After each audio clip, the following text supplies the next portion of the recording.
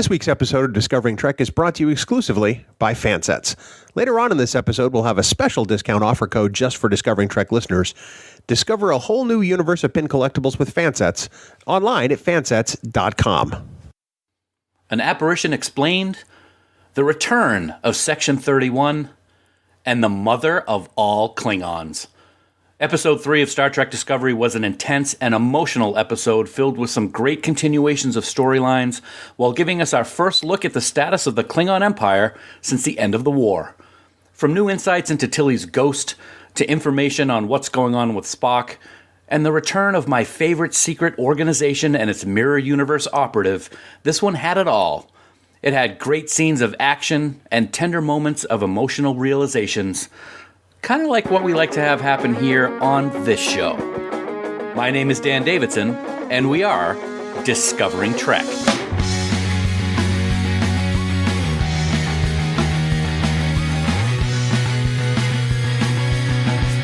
Welcome one and all to Discovering Trek, the Star Trek Discovery Companion, presented by Fansets. Episode 3 was not what I was expecting in any way, shape, or form, and I mean that in the most positive of ways, folks. It was great to be reintroduced to several characters who we have not seen since the end of Season 1. And at the same time, we were introduced to some new characters who, although were not on screen, or maybe even alive for very long for that matter, were crucial to the storyline for this amazing start to Season 2. As always, this is the premier podcast for the most in-depth discussion and analysis about the latest episode of Star Trek Discovery entitled Point of Light. And I have to hand it to the writers and director Olatunde Usunsamni. I got it right. There was a lot of different things going on in this episode, and the flow was wonderful and never felt rushed. You know, in fact, there's so much to talk about this week that at this time I need to bring in some help to break it all down. You know, if I were ruling an empire and trying to thwart political takeovers, I can think of no one to stand at my side to protect and defend me, unless, of course, there was a spare Klingon-human hybrid hanging around looking for a job. Anyway, as always, he is my special friend, my brother in Trek, and my amazing number one. He is Bill Smith. Bill, Kapla, my friend, and welcome back for another great discussion. Kid List! So I felt like I had to do that right off the bat. Hey, buddy, it's great to be here. Great to finally see the Khaleesi of the Star Trek universe. And also, I want to point out that Ken Mitchell had almost as much screen time in this episode as Sam Bartholomeo's had in 2 episodes. So so good. I wish we could see more of Ken. I wonder how many Klingons he can come back as. And he died twice, just like Sam did. Just like Sam did, yeah. Too. Yeah, that's awesome. Yeah, there's a lot to talk about. I was very impressed with the episode because there was so much packed into it, and it never felt like it was too overdone. I thought it was really good. So I'm looking forward to the discussion, and I think we have somebody very special joining us for that discussion today. Indeed, we do. She's one of the co-hosts of Trek FM's Standard Orbit podcast, dedicated to the adventures of Captain Kirk, Mr. Spock, and the crew of the USS Enterprise, wherever she may be. She also happens to be one of our original followers and biggest supporters of Trek Geeks, as well as the creator of Trek Tuesday. She's Hayley Stoddart, and she returns to Discovering Trek for her second appearance. Hayley, welcome back, my friend. Well, thank you for having me on this very early morning. We're going to blame that all on Dan. It is all my fault. Thank you for your sacrifice. The Klingons would be proud. I really appreciate it, Hayley. So we got a lot to break down. We got a lot to discuss. But before we do that, Bill, perhaps you can tell our listeners how they can get in touch with us to give their thoughts about Point of Light. Priority 1 message from Starfleet coming in on secured channel. Hailing frequencies are open all the way to the Klingon Empire and back. On Twitter, we can be found at Discovering Trek, and on Ye Old Book of Faces, you can catch up to us at facebook.com/Discovering Trek. In either place, you can become part of the discussion or leave us comments, questions, or maybe even your predictions on what's going to happen in Season 2 of Star Trek Discovery. Plus, you can also send us a voicemail by going to our website at trekgeeks.com and clicking on the giant blue button. Please do remember, though, that any comments you might leave us might be used in a future episode of Discovering Trek. Dan? Black alert. Black alert. From here on in, folks, this episode of Discovering Trek contains spoilers. So if you haven't watched Season 2, Episode 3 of Star Trek Discovery, stop listening right now. That's an order.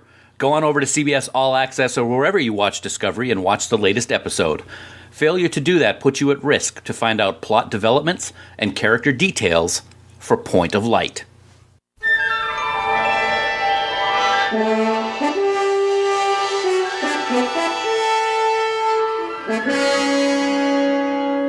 Previously on Star Trek Discovery. Kate Lesh, Takuma, Laurel, Volk. Stardate 1029.46. Personal log. Commander Michael Burnham.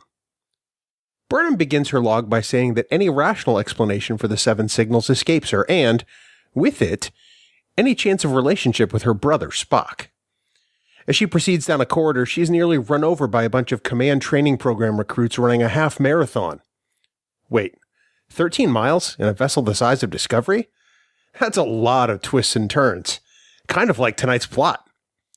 Tilly's making good time until she runs into not May Ahern.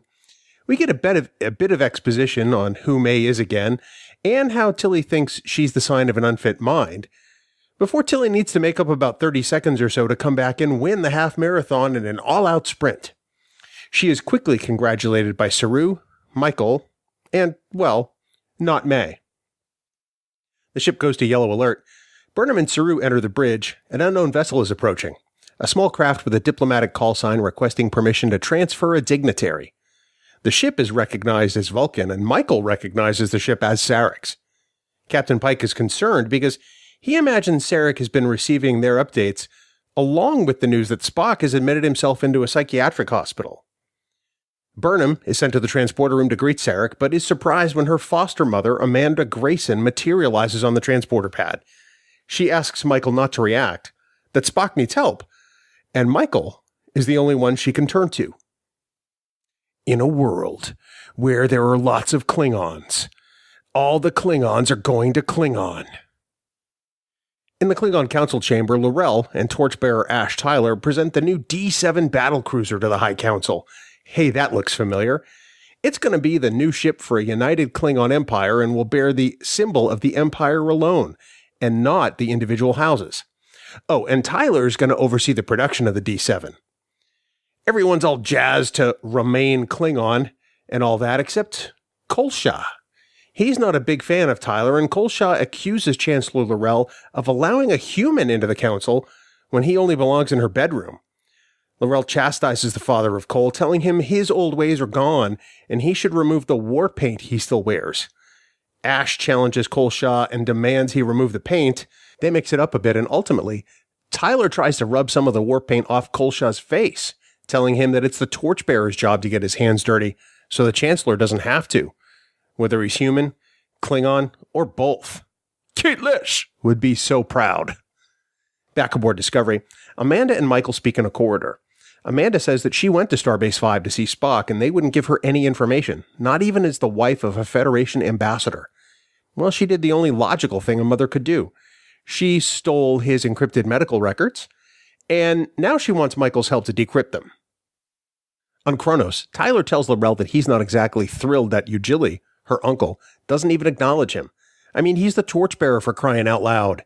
Laurel says that her uncle and the rest of House Mackay believe in him, and that there are enough enemies that he doesn't have to dream up imaginary ones. They discuss how to handle Kolsha. Tyler wants Laurel to treat him like Voke, and she does, by showing her her love for him. Wow. That display of emotion is hard for Tyler. While he knows it's for Voke, to Tyler it still feels like a violation. And that's a revelation that causes Laurel to instantly repel back. Kate Lish! On Discovery, Michael and Amanda meet with Captain Pike. They've brought him Spock's medical records, and they're requesting access to them. Pike declines, saying that it's a violation of the rules, and his mother wouldn't like that. Pike contacts Starbase 5 to ask for an update. Pike is told that Spock isn't there anymore. It seems he murdered 3 doctors and then escaped. Pike is also told that several of Spock's files are missing and an investigation is underway. I wonder where those could be. Captain Pike ends the call and orders Burnham to decrypt the files. Michael and Amanda review Spock's medical records and see a log entry by a doctor explaining that Spock has demonstrated emotional responses and extreme empathy deficits. They discuss the possibilities of what may have occurred and whether or not Spock could be innocent or guilty. Amanda tells Michael that she wasn't a real mother to Spock, that she wasn't what he needed.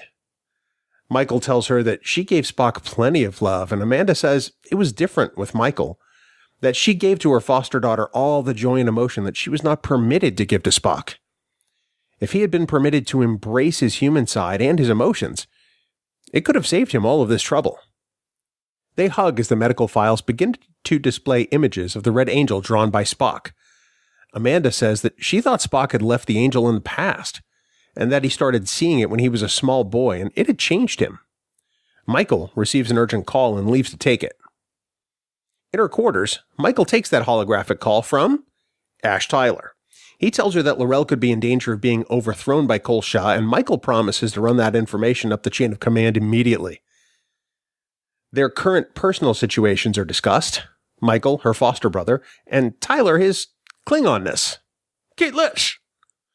Tyler's feeling a little stuck.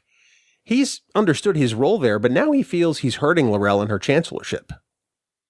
On the bridge, Saru addresses the command training program recruits. It's the shadow exercise time, and their opportunity to work and build rapport with a senior officer and see firsthand what those duties entail. Tilly reports to Captain Pike as Not May protests in her ear that Pike is not the captain. She insists she needs to see the scary captain, which Tilly understands to mean Gabriel Lorca. Not May says no, the shorter blonde one. Pike tells Tilly to take the center seat, and they begin her training. Not May continues to berate her, and she eventually yells at May, who no one else can see. That doesn't look too good. Everyone on the bridge is witness to this, and Saru assumes she's yelling at Captain Pike. Tilly stands and exits the bridge, saying she quits. Tyler sits alone in a room on Kronos, trying to rub the paint off his hands from before, and he realizes he's not alone. He's being watched by a hooded figure who, incidentally, is not Kate Lish. He picks up a weapon and follows the figure quickly. He enters Uncle Ujili's house, threatening him, but her uncle says that he is not spying. He also tells Tyler it isn't him that hides things from Ash, but rather L'Rell, and he's got something he can't keep from Tyler any longer. He takes him to a room, and inside is an albino Klingon baby in a crib. Voke, son of Nun, now has a son of his own. L'Rell explains to Tyler that she learned she was pregnant as Voke was being transformed. She couldn't activate him on Discovery while carrying a child, so the baby was gestated ex utero. That's kind of neat. She admits that she has yet to meet or even name the child. He's a vulnerability that she can't afford. Tyler is understandably upset that she didn't tell him about the child, and she says that she wanted him to be able to return to a human life without obligation. He says he's committed to being there, and she questions that by pointing out that he called Michael Burnham. Tyler recalls some of Voke's memories, and L'Rell says their love was greater than that of Kate Lish and Lucaris. Ash insists that while he can never be Voke again, he can promise her a new love story. He can be devoted to her, and they can still remain a family and raise their son. On board Discovery, Michael asks when the angel first appeared to Spock, and Amanda recounts a story about Spock running away from home following the bombing by the logic extremists. Spock had a vision of the Red Angel showing him where Michael was, and Sarek went searching and found her. Amanda and Sarek always believed that Spock had used logic to figure out where Michael had been, but Spock never wavered. He said the Red Angel was real, and Amanda said that vision changed Spock forever. Michael says that Spock didn't change because of the vision, he changed because of her. Her presence was a danger to the family, and if the logic extremists couldn't get to her, they would try to get to her shadow, Spock. As a result, Michael had to wound him deeply enough to keep him away. Amanda asks what she did, and Michael struggles to answer. Amanda deduces that whatever it was, it must have hurt Spock irreparably. It caused a rift, and Michael apologizes. She says she's tried to make amends, but Spock isn't interested. She says she won't give up on him, and she will find him. Amanda says, no, she will, after kissing Michael on the cheek, and she leaves. Back on Kronos, the home planet of Kate Lish, Ash and L'Rell enter the nursery to find her Uncle Ujili hanging from the ceiling. That's not good.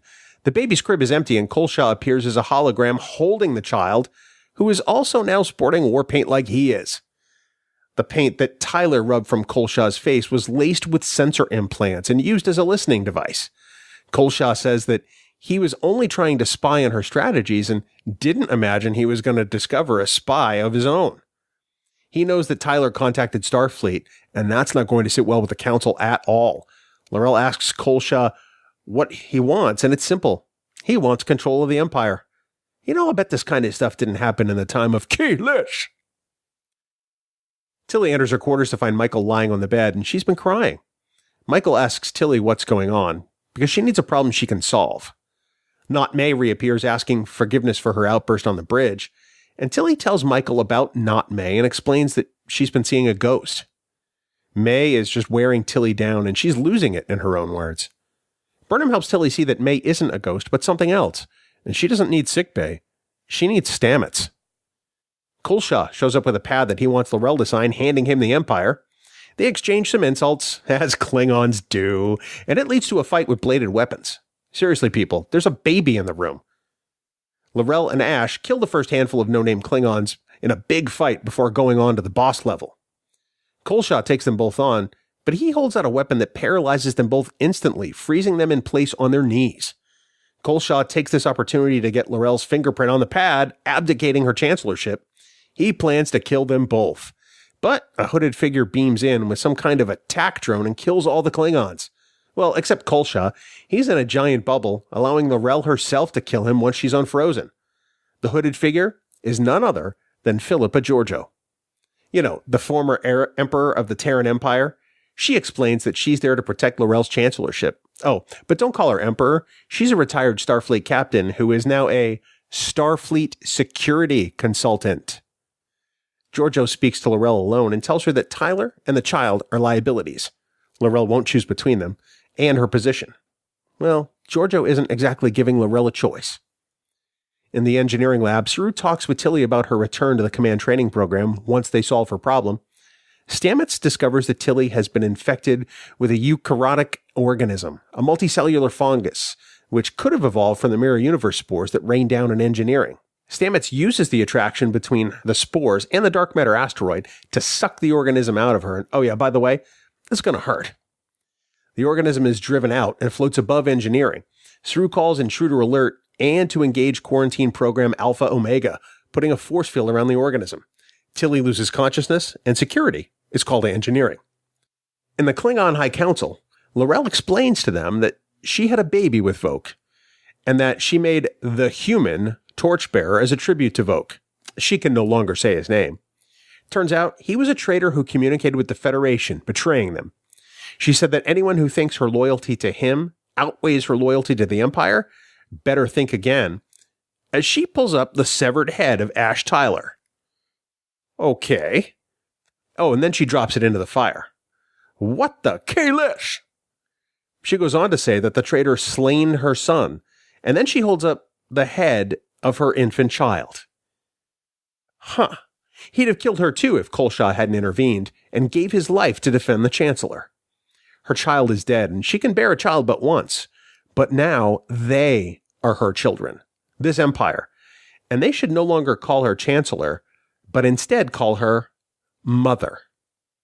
A vessel, which looks like a Starfleet ship with folding nacelles, prepares to go to warp speed. On board is Philippa Georgiou and Ash Tyler. He's very much alive. Oh, and so is his infant son. This was all a clever ruse to give L'Rell the power she needed to maintain her chancellorship, and for her son and his father to survive. The baby will be transported to the monastery on Borath. He will never know his parents, but he'll be safe. Georgiou tells Tyler to stick around. Leland takes the ship to warp. He tells Georgiou that Control values Tyler's skill set. They'd like her to work on her recruitment speech, however, and Georgiou says that Tyler is in. Kalish would not be happy about this. I have one suggestion for your next recap that involves the Klingon Empire, my friend. What's that? Do it in Klingon. Well, as it is, we're going to see if anybody turned this last recap into a drinking game of how many times I said, Kalish! That never gets old. No, it never does. And I don't even know what the count is myself. So if somebody happens to figure it out, let me know because I'm curious. Okay. Everybody, you have homework. Trainees, to the briefing room. Well, Bill and Hayley, as we gather in the briefing room to start our discussion on this week's episode, let's first get your high-level thoughts. Was it a thumbs up? Was it a thumbs down? And why? And Hayley, let's start with you. It was, upon first viewing, a middle of the road for me. I was not impressed. I was a little underwhelmed. Upon second viewing, I'm a little bit higher than that, but it's not like a major thumbs up for me, but it's not a major thumbs down either. I can understand that. I think with last week's unbelievable episode, and one of the best Trek episodes, in my opinion, in the last 20 years in terms of a Star Trek story, I think it was quite possible that there was going to be a letdown for some people. I did give it a thumbs up. I didn't think it was as amazing as New Eden, but I did love this episode. I love that all three storylines this week were very intense. But I gotta say, honestly, the Red Angel, Spock, Burnham storyline was the one that was the least interesting for me this week when you look at the other two. The Klingons and Tilly were in the forefront this week, and I love how those stories went, bringing up new questions and new plot possibilities. And I loved how it focused so much on family, which I'm sure we're going to get into later on. Whether Burnham and Amanda, or the crew as a family, or L'Rell and Tyler having a little white bambino, it really played out well. So I gave it a thumbs up, Bill. I have to say I gave it a thumbs up too. Not clearly as excitedly and as I did the last couple of weeks, but like Hayley, I thought it was good. It's just there's a lot there in this episode. I think this episode's complexity rivaled some of those Dominion War episodes in Star Trek Deep Space Nine, but it was all important character growth. They set up a whole lot in this episode that I think will be payoffs further on down this season, or maybe a future season, or who knows, maybe even a future series, which I think is a definite possibility. Yeah. So, like you said, and like Hayley said, there's a lot that was going on in this episode, so let's start right into it. And one of the things I liked about the very beginning of this episode, it was a last time on Star Trek Discovery, Klingon style. And I thought that was great. We had the entire last time, it was all stuff from season 1 with the Klingons. So let's focus in on Kronos and the Klingons to start. And we got to see how L'Rell and Tyler have been getting along, and things have not been going along so great with running the Empire, at least at the beginning, Bill. I thought it was interesting to see how things have developed, and she's still got a lot of enemies coming at her at all sides. Yeah, especially because of Tyler. A lot of people aren't happy that a human, who's really a Klingon, is sort of sitting at her right hand as the torchbearer, even though he was anointed by Takuma himself. I feel the need to do that with these names. I don't know why. I think that it poses an interesting problem for L'Rell that, Section 31 gives her an out on later in the episode, without giving too many spoilers yet before we give the spoiler warning. But I think that L'Rell has a chancellorship in turmoil. And unfortunately, Tyler is in as much turmoil as L'Rell's chancellorship. This is completely unrelated to what you're talking about, but it popped into my head while you were talking. And we've seen what's going on with the Klingons and the Empire right now, and all the problems that she is having. But we saw a different look for the Klingons since season 1, and that was a point of contention for a lot of fans last year with season 1 and how the Klingons looked.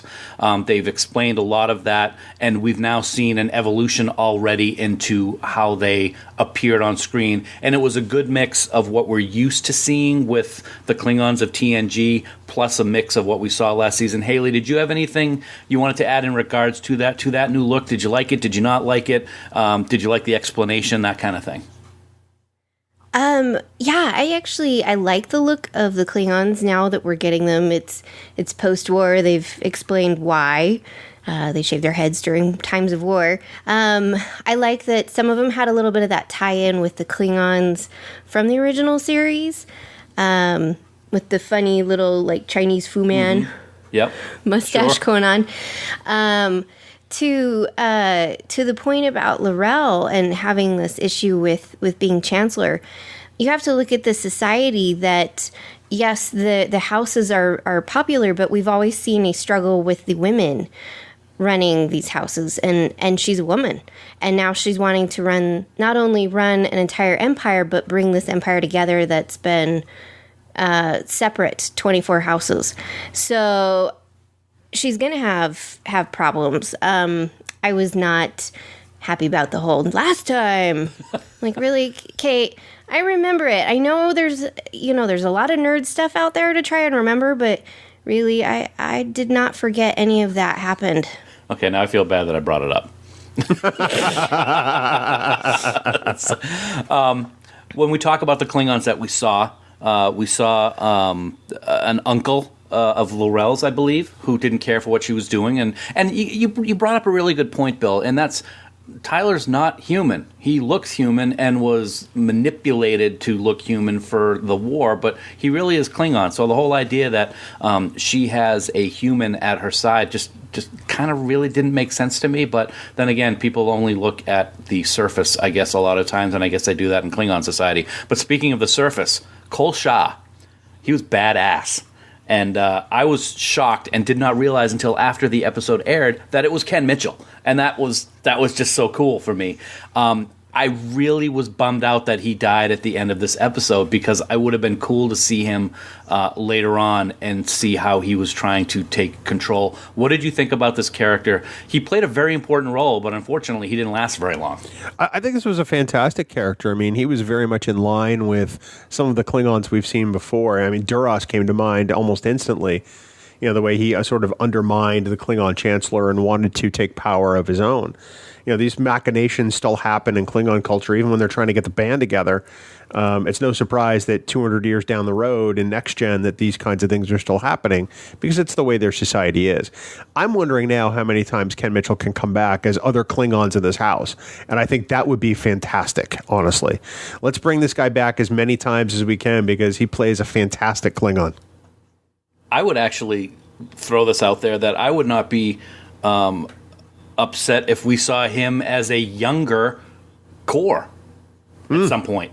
It's possible they are of the House of Kor, which I actually am going to get into later on. But I thought he was a great character. I liked some of the weaponry that he had. It was interesting to see that paralyzing blade thing that kind of reminded me of Darth Maul from The Phantom Menace, which we will not speak of here. But Hayley, what did you think of Kol Shah and his henchmen and what he was trying to do in regards to taking over? And it's really interesting that all you need to do is put a little drop of blood and a fingerprint on a pad, and boom, you lose the chancellorship.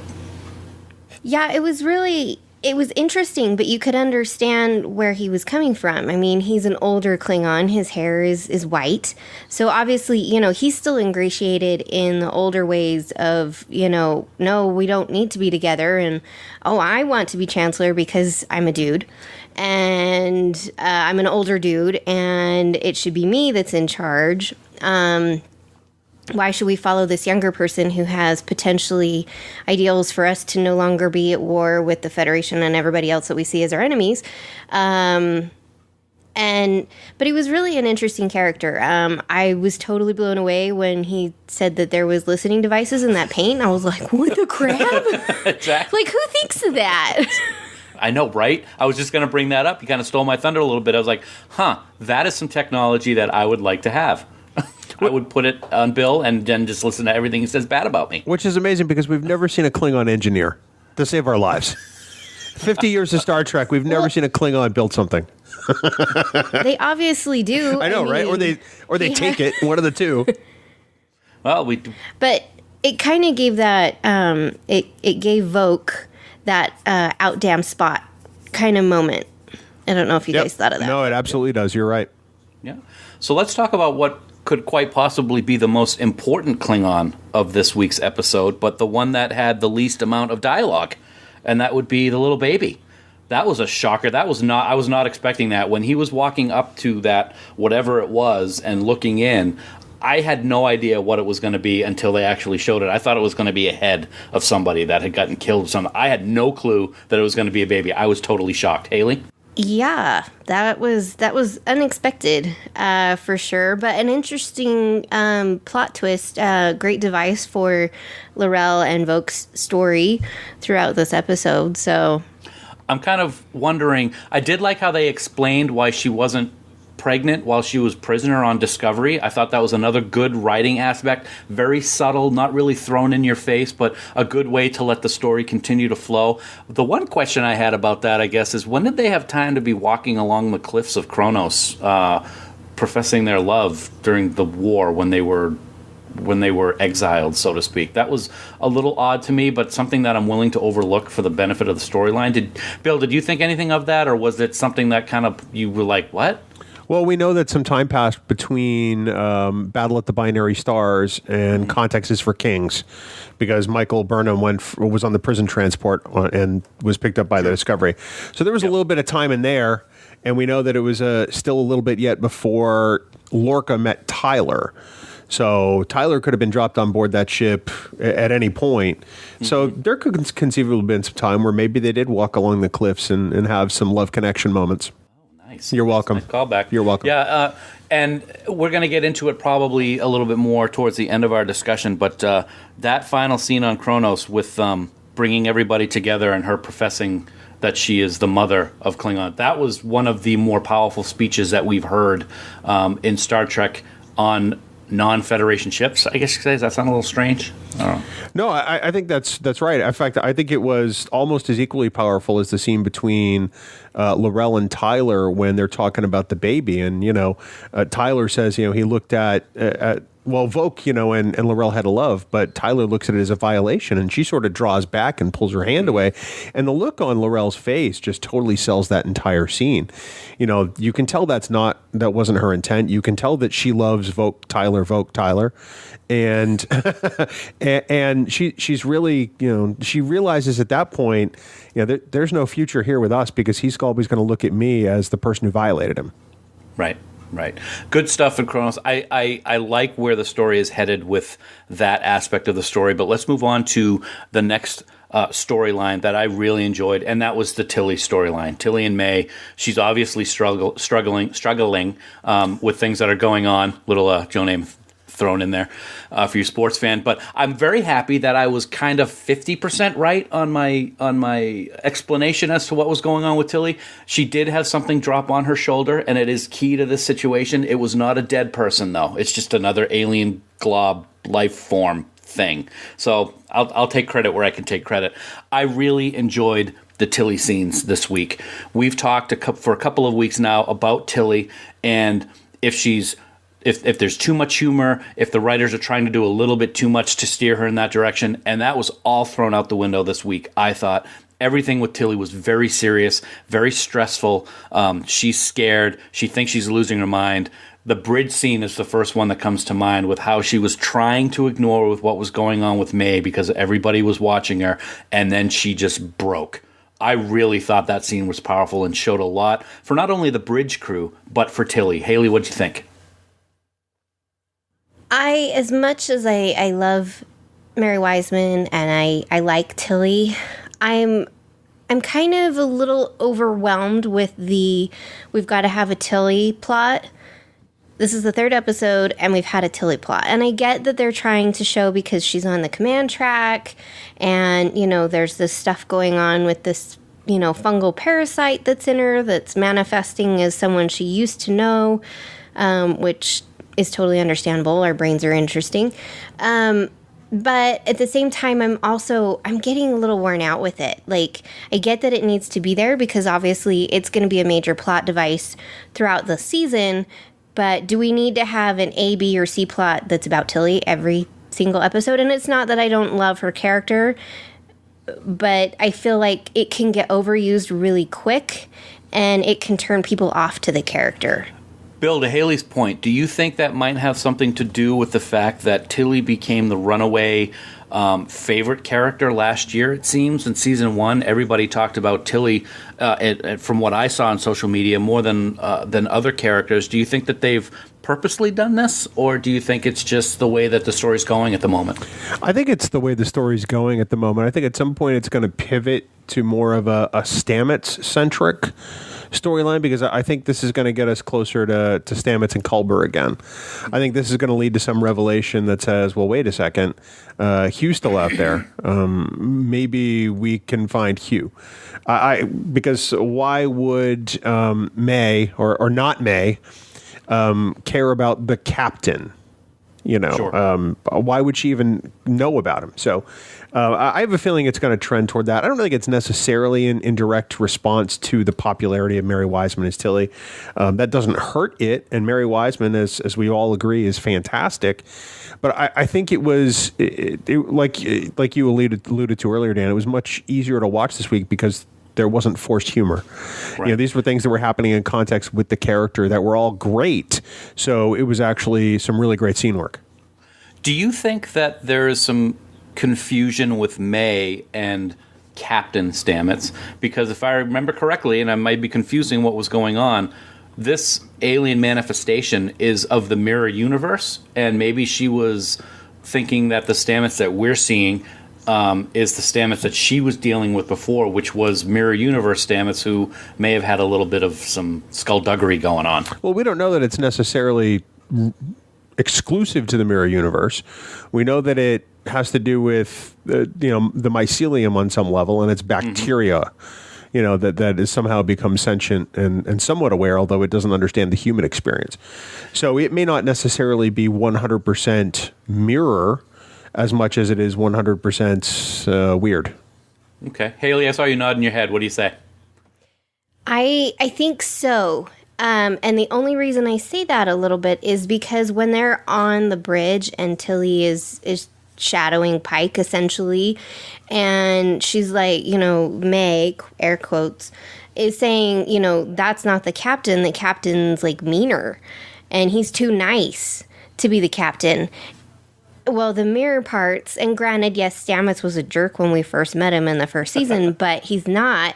So clearly something is going on there where it has to be a little bit of a mirror, because they were in the mirror episode when that spore, and, they were coming back from the mirror universe when that spore fell on her. So I think it is a little bit just because she was saying, well, he's meaner. Sure.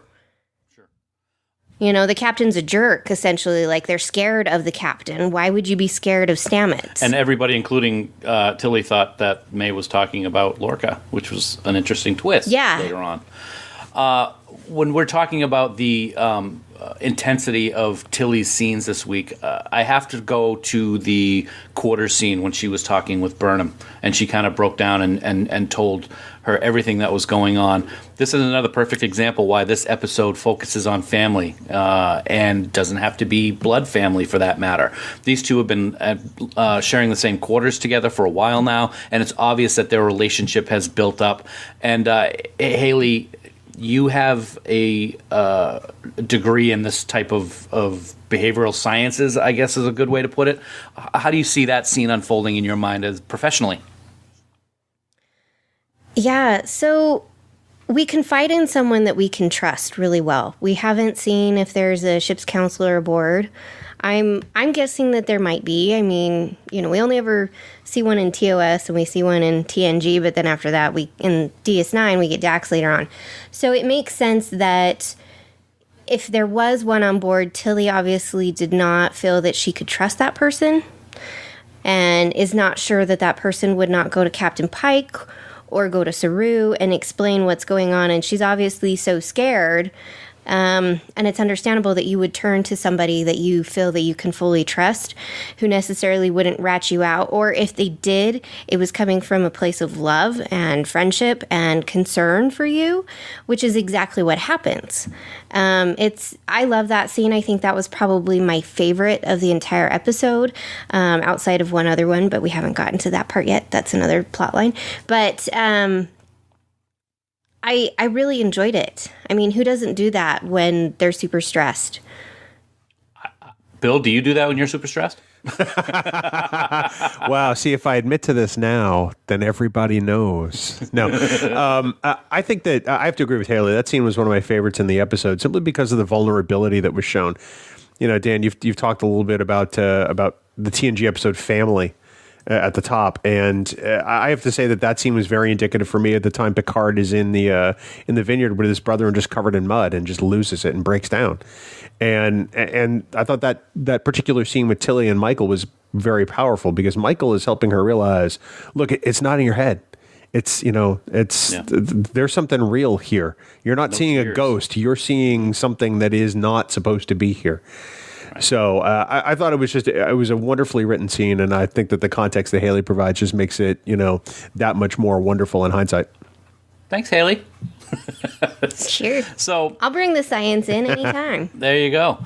So, of course, this season is focusing on the Red Angel and the Red Burst, so we can't leave that out. So let's talk a little bit about Burnham and Amanda. Now, as I mentioned before, this was the storyline this week that had the least interest for me. And, of course, it's the focus of the entire season, but there was other things going on that grabbed my attention a little bit more. But there were some key things that went on. Very shocked and very surprised and happy to see Amanda show up this week. We've not seen a lot of Amanda, and instead of just having a couple of lines of maybe flashbacks from memories, she had a lot to do in this episode. And Bill, let's start with you. It obviously there has been some stress in that family dynamic for a long time, starting with the kid's childhood. And as we saw, Amanda's part of the quote-unquote problem that has happened in the family because she felt she could not show the affection that she needed to show Spock when he was young. That was an interesting revelation for me.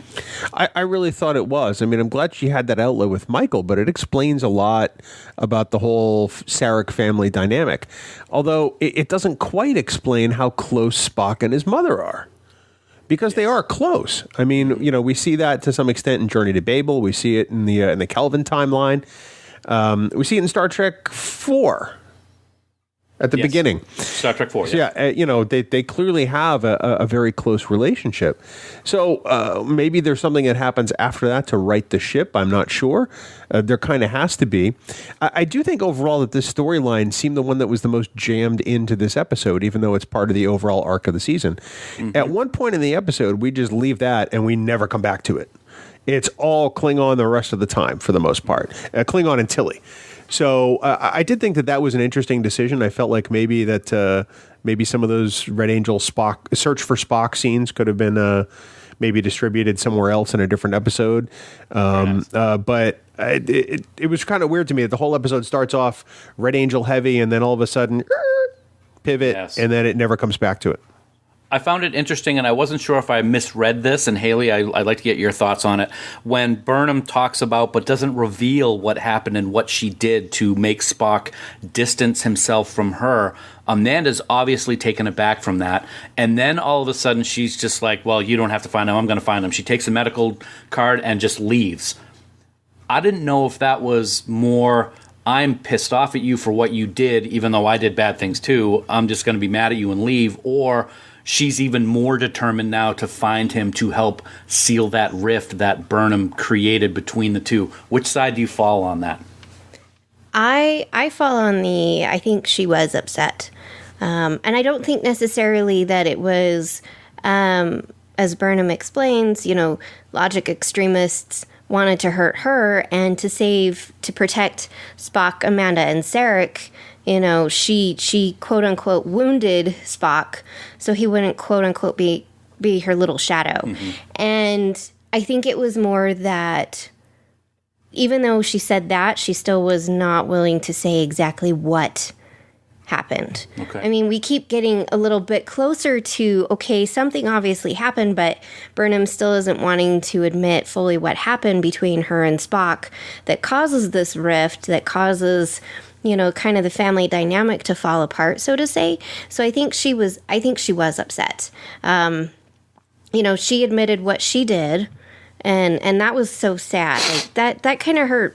Yeah. Like you could feel her pain, mm-hmm. that she was that she pulled back her emotions from Spock because Sarek wanted Spock to be raised in the Vulcan way. Sure. And, she clearly has some struggles with that herself, but I think she was upset.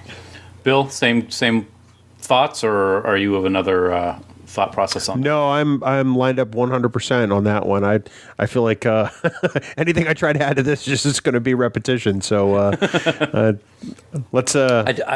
I really am enjoying, as I said just a moment ago, how involved Amanda appears to be in, at least so far in the episodes that we've seen her in season 2, and I certainly hope it continues. Now, something that we had a return to, which everybody knows who listens to Discovering Trek or Trek Geeks knows I am very excited about, is we finally got the return of Section 31 and Emperor Captain Giorgio, because she kind of flips back and forth. I thought there was some great humor scenes with her tonight, or in this week's episode. I'm very excited about Section 31 being involved. I did find it kind of convenient that she just happened to show up at the right time, but then again, Section 31 seems to be able to do that whenever they want. I am very excited about this because it also makes me think about the upcoming series that CBS announced recently. So, Bill, you know how I feel about Section 31. What did you think about the weaponry, the costuming, the ship, all that stuff? What do you think, man? Weaponry, I think, was a little more advanced than I expected, but I guess with Section 31, that could be part of the game, right? I mean, they're going to have these things that they develop on their own.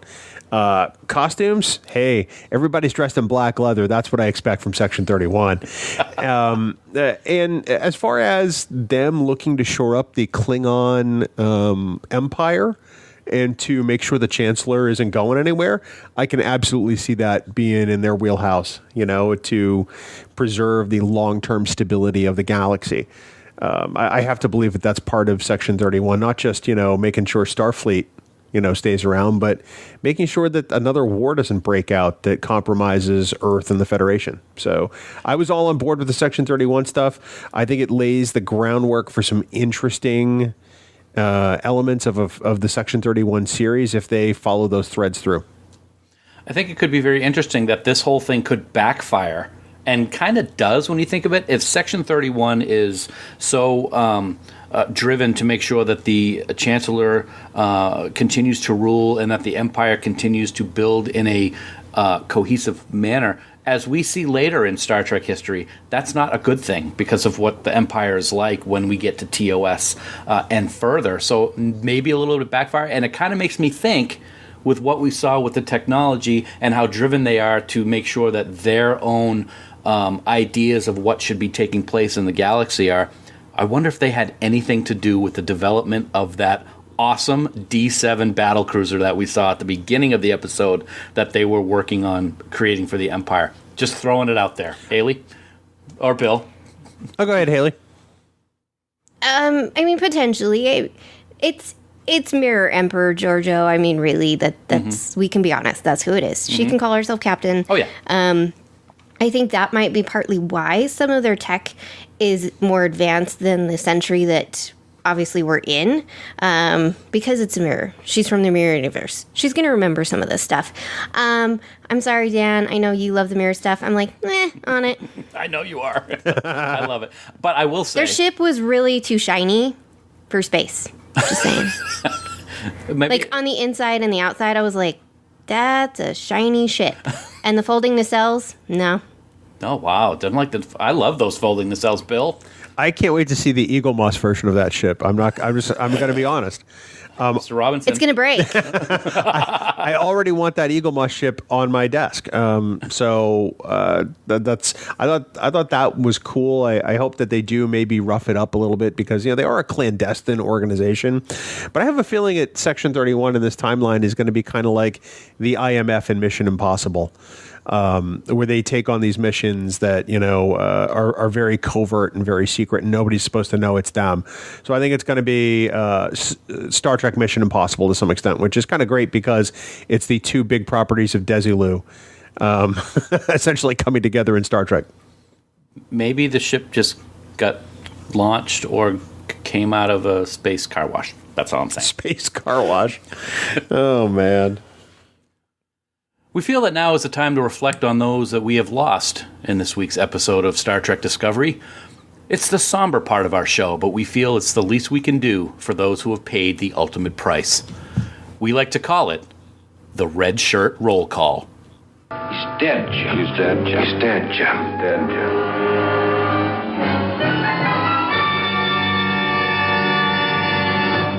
Well, Bill, last week we were spared from losing anyone, so I guess it just makes sense that this week we'd make up for that. That and the fact that there were Klingons, so there was going to be a lot of blades, a lot of blood, and a lot of death. You know, Dan, this week, a whole bunch of warriors earned their place in Stovacor. Bring on the death howl for the following followers of Kalis. First off, we have Ujili, Laurel's uncle. And then we've got Cole's dad, Cole Shah. It's a whole family affair we have going on. Also, we have about 10 followers of the House of Kor. They were, Cole Shah's henchmen, and they certainly met in a rather interesting end, especially when Giorgio beamed in. And then, of course, we have fake Tyler's head. That kind of died. And then fake albino baby Klingon head. Well, thanks to Laurel, Tyler, and Philippa Giorgio for writing the ship and giving us content for this week's segment. It was almost Game of Thrones style, I got to say. We're going to pour out a glass of Klingon blood wine for those warriors who tried to keep Kolsha, to usurp the chancellorship. So that's what we got this week, Dan. Lots and lots of red shirts. Well, what did that say? It said, we raise a glass of Synthol for this week's Richard Local. This week's episode is brought to you by Fansets, the exclusive sponsor for Discovering Trek, and we are just thrilled to have them back for another season. Now available, Dan, is the amazing Disco Enterprise pin that was just released. It is bold and beautiful, and it's just the latest of Star Trek pins available from Fansets. You all have to check out their amazing line of pins at fansets.com. Now, do yourself a favor and head on over to their site and put a bunch of pins or maybe even pin accessories into your shopping cart. And at checkout, be sure to enter this week's exclusive checkout code, MOTHER. That's MOTHER in all capital letters. Do that, and you're going to get 15% off your entire order at fansets.com. Now, this code is going to be available to use until Sunday, February 10th, 2019 at 11:59 p.m. Eastern Standard Time. Awesome. That disco pin is great. It is beautiful. Love the new Enterprise, Bill. And it's depicted at warp speed, I might add, so it's just cool. So, Bill, I do have to ask you, you remember that special TOS Delta communicator pin that we started selling exclusively at trekgeeks.com/pins last month? I do. I think you might remember that. Well, we are very proud to announce that the next pin in this series will be available on February 15th, and it is the TOS Delta tricorder pin. It looks gorgeous. You guys are going to love it. We are going to be selling it both at fansets.com and at our site, trekgeeks.com/pins. So check it out. And for those of you that are interested in purchasing both of the communicator and tricorder pins, keep your eyes on social media for a special discount code that we'll be announcing soon. Fansets. We are Star Trek. And as always, we thank our friends at Fansets for being our exclusive sponsor for the entire second season of Discovering Trek. Of all the souls I have encountered in my travels, his was the most human. Star Trek has always been a reflection of our times, and in this segment, we'll take a look at what this episode helps us discover about humanity, or perhaps even what it tells us about ourselves. And I'm going to ask our very special guest, Hayley, to start this week with her thoughts on this very family-centric episode. Hayley. It's interesting that you talk about family-centric. I didn't necessarily pull that out of this episode. What I got from it was that we all have this sense of belonging and purpose. And I think this episode shows that even though we've got the Federation, we've got these different races in the Federation, and then we have the Klingons, they all still have that sense of belonging and purpose, and that they're all fighting for it. They're all fighting for the same thing, even though it means a little bit different for each of them. And I can put it to us, since we're the only humanoids on our planet, supposedly in our solar system, we don't know. We look for that sense of belonging and purpose in our lives, and we don't all go about it the same way. The end goal is still the same. As I watched this week, I kept thinking about another special episode of a different Star Trek series. It's one that's always been a fan favorite because it deals with the same thing that this week's episode dealt with to me, and that's family. Strangely enough, the episode itself is called Family from TNG's 4th season. It's been almost 30 years since that episode aired, and it still rings true. And even if the theme is updated for a new show in 2019, that idea is still the same.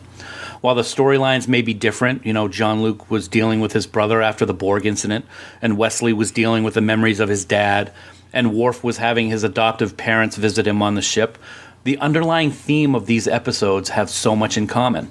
Through everything, there's always family. It doesn't have to be blood family either. While blood family is always important, as we saw with L'Rell and Tyler, and now realizing with their child, or whether it's Amanda and how she raised Spock and she regrets the things that she may have done, that family bond is always there. But also, look at Tilly and Burnham and how they've evolved. And Burnham and Saru, for that matter. You don't have to have the same DNA to be family. It's more than that. It's what's in your heart, as Burnham seems to now realize when it comes to what happened with Spock. Whatever trials and tribulations we humans or Klingons may go through, we can always fall back on family. I almost lost my family once, and for a while I did lose a brother that I'm so happy that I now get to share these podcasts with. I got him back. Then I got a new family, my Star Trek family, and I wouldn't trade that for anything in the world. Bill? Jesus, you're going to lay that on me right before I have to do mine? I need Kleenex. Well, family certainly is a theme, but more specifically, motherhood is certainly a theme this week. We see the actions of a mother who will do anything to protect her son, and a mother who detaches from her son to give birth to an empire. Amanda steals encrypted medical records and tries to enlist help to prove Spock's innocence, while L'Rell has to let go of Volk, whom she loves, and her infant child to protect her infant empire. Two very different women making difficult choices to protect and preserve their families, as moms all over the world do each and every day. It made me think of my mom who worked second shift in a factory when I was a kid. She'd get up every day and she'd see the kids off to school, all 9 of us, and then she'd take a nap before getting up around lunchtime to make dinner for us, which one of my sisters would then have to put in the oven when we get home. And then she'd go to work after I got home from school. At the end of her shift, she'd come home after a long day, long after I was in bed, and she'd do 3 loads of laundry a night. And then she'd start that very same process the next day, all week long. My mom passed away a little over a year and a half ago, and I think of her and how amazingly strong she was quite often. She, like Amanda and like L'Rell, had amazing challenges before her, and she did everything she could for her family. So my humanity this week is this. If you can, call your mom. She may not have stolen medical records for you or launched an empire on your behalf, but she's done some pretty amazing things just to get you right here, right now. So, call her. Commendations, Palm Leaf of Axanar Peace Mission, Grand Kite Order of Tactics, Class of Excellence, Prenteris Ribbon of Commendation. Okay, Hayley and Bill, it's time for some awards. Fun part of the show this week. Let's see what you picked to receive your Starfleet commendations. Hayley, what you got? I think this will forever be mine, so if you ever have me on again, Captain Pike.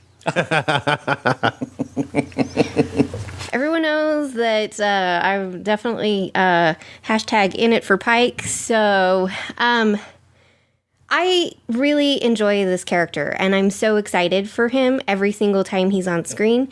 I appreciate and love that he's got this relaxed but a commanding presence when he's on screen. He is the captain that I would follow on an away mission or into battle. And every week I'm amazed by the portrayal of Pike that we see from Anson Mount. I want to thank both him and the writers for bringing this character to life in what Anson has said is the second act of Pike. I have to say, he had a couple lines this week that I just absolutely loved. He talked and he said, if I did, I would be in violation of the rules and my mother wouldn't like that. He says to Tilly, how about we marry some folks, even if they're not into each other? That was awesome. That was great. So yeah, he's my one for this week because I really appreciate this character. I've always wanted more of him since The Cage, and we're getting that, and I love it. Anson Mount is awesome. Anson's not on my list this week, but he is an integral part of the season. He's been on my last two. I had a couple others this week that I wanted to throw in there just to throw a little bit of variety in. First of all, I gotta give props to Ken Mitchell. As I said earlier, I was shocked and I was jubilant when I discovered that he was playing Cole's father when he himself played Cole. I thought it was great. I love the look of Cole Shaw. It was awesome to have this great mix of Klingons that we're familiar with and the Klingons that we saw last season. And I hope, as Bill mentioned, that we get to see Ken somehow, some way to kind of up the number of times that he's been on screen and died versus Sam. So I really think that happens. That I really would like to see that happen because I think it would be cool. I also want to give out shouts to Mary Wiseman. I think this was her best performance to date on Discovery. Normally we see that quirky and nervous Tilly, but this week we saw the emotional and stressful and worried version of her, and I thought it worked well. We don't need to dissect her to the nth degree to determine if she has a condition on why she's being quirky. She's just quirky, like any of us can be. I'm quirky. Bill's quirky. Bill's super quirky. Hayley's quirky. We're all quirky. It's okay. This week we saw the raw and powerful emotion that this character has and the things that she's dealing with, and I thought she portrayed them really well. But the last thing I want to give props to this week and a commendation to is actually there's a few of them, but it's all in the same context, is the visuals that we saw. There were subtle things in this week's episode that I loved. I loved the Klingon D7. I already talked about that. I thought it was absolute writing perfection that we saw pink Klingon blood, which we haven't seen in a long time. It's always been a question because of what we saw in Star Trek VI, and the reason that they did it was because of the movie rating, but I thought it was great that they brought that in. It's another little writing element that is excellent. Maybe the different houses have different blood materials, who knows, but I like that we saw that. I liked the hollow communication scene between Burnham and Tyler, because at one point we saw her in her quarters and him in his chamber, and it was mashed together as kind of one set instead of seeing one person in a hologram and the other person solid and vice versa. I thought that was really good. And the other thing that I liked, which I really thought was cute and just a tiny, tiny thing, is all since Discovery started, whenever the Klingons were talking in Klingon, we saw the English subtitles so that we could see what they were saying, unless you know Klingon. At one point in this episode, when L'Rell was talking in Klingon, we saw those English subtitles, and then it morphed, so she was talking in English, but we saw Klingon subtitles on screen, and I just thought that was awesome. Those are my commendations this week. Bill, what do you got, buddy? Kidless! No, I just had to get one more in for my average. Which in translation in Klingon is? Actually, no, that was just getting my average up for that. Okay. For those people playing the drinking game at home. I have a couple of quick commendations this week, and one that I'm adding on the fly. The first of which is to 2D communication. That's right. Chris Pike uses a view screen to talk to somebody on Starbase 5 instead of a holo communicator, and they called it out in context of the script. Woohoo! I was very psyched. Great. Very nice. It was just a nice touch. Secondly, Olatunde Osunsanmi, I love this guy's work. This is a solid episode. It has some gorgeous shots and camera work in this episode. Some of the best of the entire series. My hat is off to Olatunde. He keeps turning in fantastic work on Discovery every time he's in the director's chair, and he's become one of my favorite directors in the process. Bill, before you go on to your next thing, one of the things I want to play on that really quick is those camera shots. A lot of times when they came into Discovery, the camera was sideways or the camera was upside down. I really liked that. Did you? Haley's shaking her head. I don't think she liked that. I'm talking about the one specifically toward the end of the episode where they start off on the top of L'Rell's head and they come over, and then you get to move around and see her point of view. I thought that was one of the most beautifully constructed shots, and the hollow communication scene between Burnham and Tyler. I thought that was visually some of the most beautiful work of the series. So, where was I? Oh, that's right. The host interrupted me. And then lastly, Section 31. I got to tip my hat to them. I'm not as big a Section 31 fan as Dan is by any means, but we did get a glimpse into what I think a Section 31 show could be like. And I hope that's what it kind of turns out to be on some level, because I dug the little bit that we saw. Long-range scan of planet complete. What's going to happen next, guys? Here we are, long-range scans, whether it's just in an episode or later on down the season. I don't even want to start with me, because Bill, Oh, wow. Pressure's on now. Absolutely. All right. My long range scan this week, because I mean, I've had some pretty big ones the last couple of weeks, which we're going to see if they pan out later. But I think that Section 31 is also investigating the Seven Signals. And unlike our intrepid Starfleet crew, I think they actually know what they are. That's my long range scan. Dun, dun, dun. Well, maybe, is that a dun, dun, dun, or is that a, we'll see. We'll see. Either way. Yeah. Haley, do you have anything for upcoming long range scans?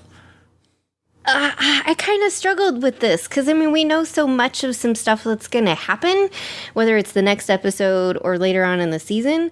One thing I will say, I'm going to go with Pike's still going to be in the captain's chair of Discovery. Saru will maybe share it with him still. But for pretty much all, if not most, of season 2. I think towards the end, we are finally going to get to Vulcan, where they pick up their new captain, and Stamets goes off to the Vulcan Science Academy. And then I think Reno's going to come back, and she's going to be the chief engineer of Discovery. I know, I'm sorry. I did see the brief glimpse of Tig Notaro in the preview for this coming week.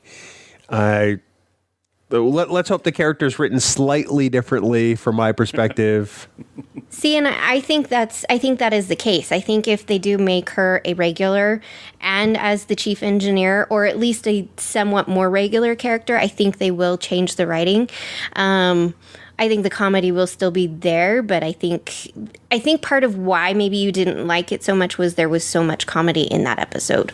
I think so, but also because it wasn't really a stretch. It wasn't somebody portraying Jet Reno. It was Tig Notaro being Tig Notaro. And I wanted something more from Star Trek than stunt casting. You know what I mean? And I think that could be with writing. I think they can make it better, but I think that's a possibility. Yeah, same here. All right, well, here we go. I think the child of Laurel and Tyler Ash is actually the albino from DS9's Blood Oath. In that story, Kor, Kang, and Koloth are looking for revenge for the deaths of their sons, and they were killed because supposedly the three warriors destroyed the albino's power plant back in the day. So I think actually the albino found out about what Kolsha did in this episode, and since Kolsha is actually of the House Kor, used the power plant destruction as a ruse when he really just wanted revenge for kidnapping and the attempted assassination of Mummy and Daddy. I really don't mean that. It's just I don't have anything this week, but I just wanted to throw something out there. You're honest. We appreciate that. So, Bill, we saw the coming attractions for next week, and it looks a little bit ominous, to say the least. Dan, it absolutely does. Next week, we're going to consider the 4th outing of Star Trek Discovery's sophomore season, an episode entitled An O-Ball for Charon. Interesting. And on top of that, we're going to be joined by our dear friend Barry DeFord from the Tricorder Transmissions podcast Politrex. Until then, remember that you can subscribe to Discovering Trek by searching for us on Apple Podcasts, Spotify, Google Podcasts, or by heading on over to discoveringtrek.com. And wherever you listen, we would love it if you'd rate and review the podcast. That will help other Star Trek Discovery fans find the show. Plus, now you can support the newly formed Trek Geeks Network by subscribing to bonus content via Patreon. There you can see our special annual supporters pin, something we're really excited about, the official Podfleet t-shirt, and plus you can get special access to Dan and I on Discord, and so many other perks, Dan. Yeah, and speaking of Patreon, Bill, we want to take a moment to recognize the following amazing producers of Discovering Trek. Ken Tripp, Casey Shafsky, Jackie and Chris Hackney, Lionel Marchand, Craig Ewing, Sean O'Halloran, Chris Trebuzio, Eric Extreme, Norman Lau, Mike Bovia, and Patrick Escudero. An amazing list of people, and we cannot thank them enough for their support of Discovering Trek and Trek Geeks. Bill? Absolutely. We're so grateful to them. If you'd like to become a producer of Discovering Trek or find other ways to support the Trek Geeks network of podcasts, head on over to patreon.com/TrekGeeks. Haley, It's great to have you here for a second time here on Discovering Trek. I have a feeling it will not be the last. We always appreciate everything that you do for us, for the network, for the shows. We love you. We love what you are doing over there on Standard Orbit. Thank you so much for being here. And please tell everyone where they can find you in all the various places online. Yeah, well, thank you guys again for having me, despite the early roll call. Yeah. You can find me on Twitter. I am at Trekkie01D. You can also find me on Camp Kittimer over on Facebook. I am also there. You can listen to me over on Standard Orbit every week over on Trek FM, where I talk about the original series. There was a lot of original series ties into this episode. And you can also hear me over on Discoville on the Fandom Podcast Network, where we talk about the Orville and Discovery. You are busy. Yeah. I am busy. Lots going on. And I got to say, it's a heavy Hayley week here on the Trek Geeks Podcast Network because, as people will see when they download their Trek Geeks this week, you are a guest on this week's episode with us talking about religion on Deep Space Nine as a special crossover to Standard Orbit, where we talked about godlike beings on TOS. So there's a lot of Hayley going on right now. There definitely is. That episode was really fun. I'm very excited to hear what people have to say about the topic. It was a great discussion. Yeah, we had a great time. Thank you so much for joining us on both shows. Yeah, thank you. Well, folks, that's going to do it for us in our discussion on Point of Light. Hit us up on Facebook and Twitter to let us know what you thought about the episode and what you thought about this episode of Discovering Trek as well. You know, I love the unfolding of the storylines this week, and we feel, and I feel that we have a lot of things to digest in what we're going to see in the coming weeks. And we are just so humbled that you all take time out of your busy schedules to listen to us talk about it all the time. We look forward to sitting down again with you next week to talk about Episode 4 and what the next chapter of this mystery has in store for us. Until then, here are some words of wisdom from Captain James T. Kirk. Our species can only survive if we have obstacles to overcome. Without them to strengthen us, we will weaken and die. And until next week, never stop discovering. Music for Discovering Trek is provided by 5 Year Mission. They're writing one song for each episode of the original Star Trek. Download their music at 5yearmission.net. Discovering Trek, a Star Trek Discovery companion, is a production of Trek Geeks. Executive producer Dan Davidson. For even more Star Trek discussion, check out the Trek Geeks podcast, available on Apple Podcasts and TrekGeeks.com.